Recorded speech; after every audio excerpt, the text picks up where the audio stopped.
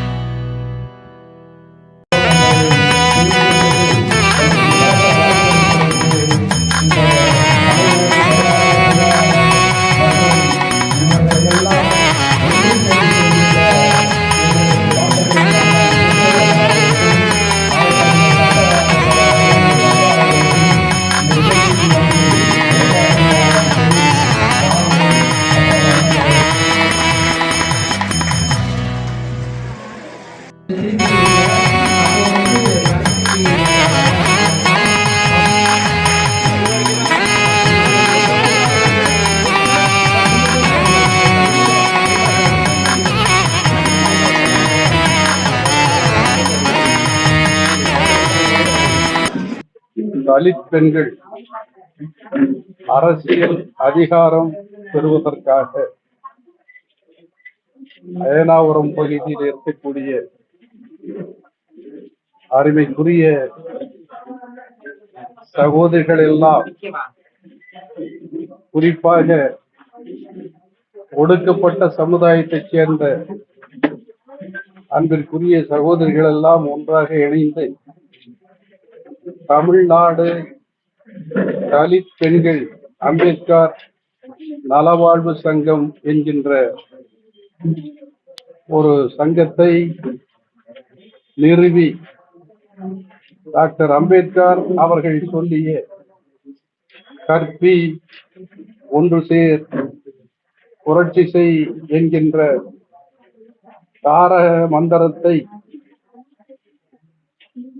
இந்த மன்றத்தின் மூலம் செயல்படுத்துவதற்காக இந்த பகுதியிலே இருக்கக்கூடிய மக்களுக்கு பயன்படுகின்ற அளவில் உதவுவதற்காக இந்த அமைப்பினை அன்பிற்குரிய விஜயகுமாரி அவர்களும், சுமித்ரா, கயல்விழி, தர்மா, தேவி, அருள்மொழி, அனுசுயா, சுகந்தி ஆகியவர்களும் செயற்குழு உறுப்பினர்களும் ஒன்றாக சேர்ந்து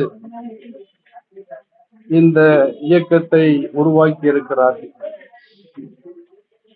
இந்த இயக்கத்தின் மூலமாக கொடுக்கப்பட்ட துண்டு அறிக்கையை படிக்கின்ற பொழுது,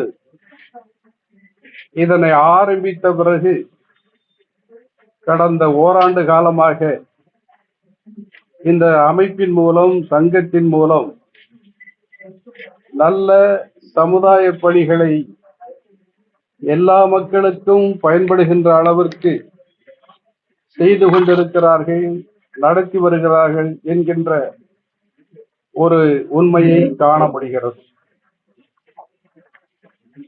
எனவே பெண்கள் எல்லாம் ஒன்றாக சேர்ந்து நாட்டு நலனில் அக்கறை கொண்டு,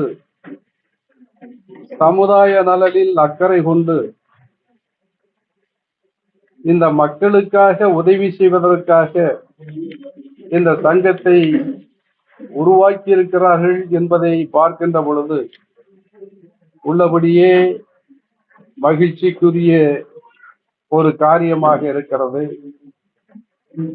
எனவே இது போன்ற சங்கங்கள் அயனாபுரத்தில் மட்டுமல்ல, தமிழ்நாட்டுடைய அனைத்து பகுதிகளிலும் அன்பு சகோதரிகள் மூலமாக உருவாக்கப்பட்டு ஜாதி கொடுமைகளை அகற்றுவதற்கு, ஜாதி உணர்வுகளை எதிர்ப்பதற்கு, ஜாதியின் மூலமாக அழுத்தப்படுகின்ற மக்களை காப்பதற்கு, அவர்களெல்லாம் பாதிக்கப்படுகின்ற பொழுது உதவுவதற்கு சட்ட ரீதியாகவும் மற்றும் மற்ற நடவடிக்கைகள் மூலமாகவும் நடவடிக்கைகளை எடுத்து மக்களை காப்பதற்கு இந்த அமைப்பு நிச்சயமாக செயல்படும் என்று நான் நம்புகின்றேன்.